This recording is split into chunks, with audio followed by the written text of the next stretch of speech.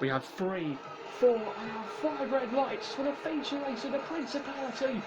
And away we go again, a rocket start from Alex Dunn, who leads into turn 1, launching into the lead ahead of Rotama Miato and Roman Static. Now side by side, this is similar to yesterday's start. Alex Dunn leads ahead of Rotama Miato, then Static in third, Poison in fourth, and Martin's fifth.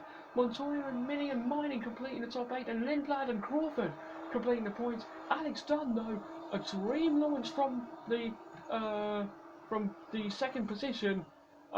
He was behind Miata at the start of the race. He's now ahead of him, and he's ahead by quite a long shot. 1.2 seconds the gap between Dunn and Miata. That's Lindblad.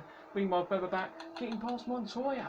Yep, Lindblad up into 6th place already in the Campos car. Great getaway for everyone in the field. Dunn leads by over a second from Miata. Lindblad, though, already up to 6. Into the pits comes Dirksen, as you can see now. He must have damage to his front wing. Yes, he has. Boop. Damage. Damage. My God, what is this clown doing? Right, let's see. On board with Dirksen, that's Pepe Marti on his inside. And he did exactly the same thing that, I can't remember who it was. I think it was one of the Invictors? Yeah, it was for the roadie, I think. I'm not sure, but that's where Dirksen got the damage, doing the same thing as one of the drivers did yesterday. Yeah, this clown. What is he doing, man? Lindblad's looking to the outside of Victor Martins, out of Mirabeau, through the nose hairpin. Miata is just ahead in second, trying to chase down Dunn. Martins has been passed by Lindblad for 5th.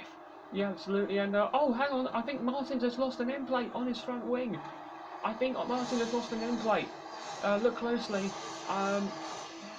If I'm not mistaken, he might have lost an end plate. Yes, he has. There on the front left. Oh dear, Victor Martin has got damage. Surely he'll have to pit. He can't drive with no end plate. You can see it on the left-hand side there. That is surely going to ruin Victor Martin's race now. With his front wing damage, that's going to cost him points. Boop! This clown. He just gave me damage. Copy Victor, box. And in he comes to repair that front wing. That is not what Victor Martins needed in this race. On board with Lindblad through the swimming pool, and he's now going for it. On Roman Static into Raskas, round the outside of Raskas into Anthony Nogues. Great move from Arvin Lindblad up into the 3rd place, up into the podium positions. That is what the British superstar wanted. Lindblad's on fire this weekend because he's got pure pace. Oh, he's going for it again down the inside of Miata into Raskas. And Arvid Lindblad finds a way through to take 2nd place. And now, on lap 7 of 42, he's got 1 car left between him and the lead. And what could be another dominant win for the championship leader who's dominating this season.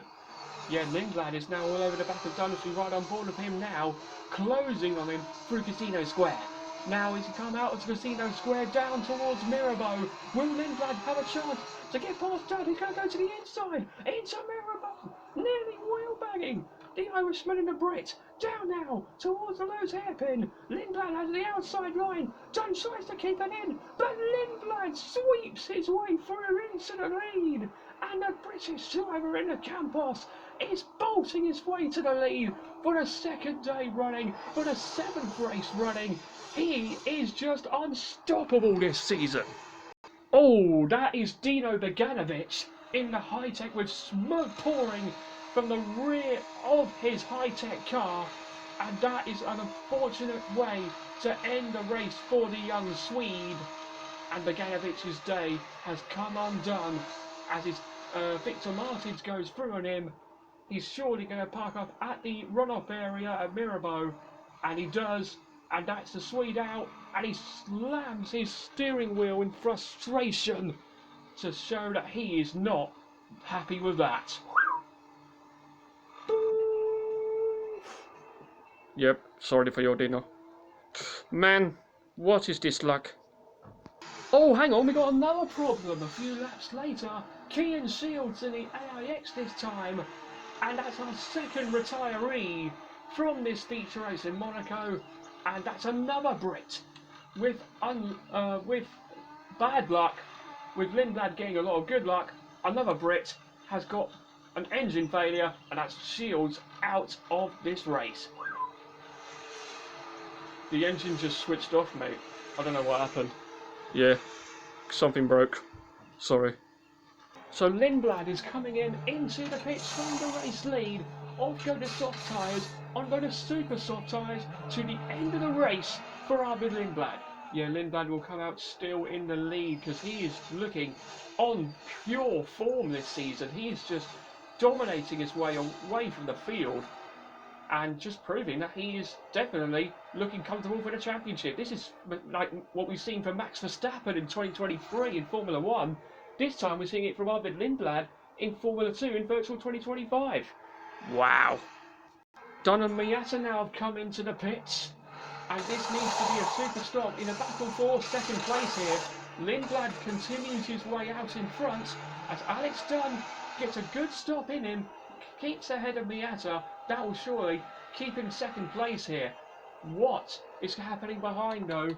Fornaroli is gaining and gaining. He's got Miney. Will he get Miata? Very close to the Sandovot. No, Miata will keep Fornaroli behind, but the Invictors are now 4th and 5th. Miata and Dunn still ahead of him as Lindblad continues to lead by 32.5 seconds in front. Oh, Fornaroli pits. Okay, Leo, you have a front left puncture and front wing damage, but don't worry, mate. We will repair it and get you back in the race. Man, come on, that's not fair. We was on for points too. What a joke. Oh, poor Leo Fornaroli, you have to feel for him. He was running in the top 4 and then was finished runner-up in the championship last season. It's going to end up with nothing at the end of today. Here is Arvid Lindblad then, just cruising out in front, looking to take yet another dominant victory in Virtual Formula 2, and into the wall goes Leo Fornaroli. He has shunted his Invicta into the wall at the exit of the swimming pool where we've seen so many people crash there in recent years. This time it's Fornaroli in Virtual Formula 2. He's into the barriers and we've got a safety car here in Monaco, which could really spice things up. Boop. I'm in the wall. Sorry. Copy. Are you okay? Yeah, I'm okay.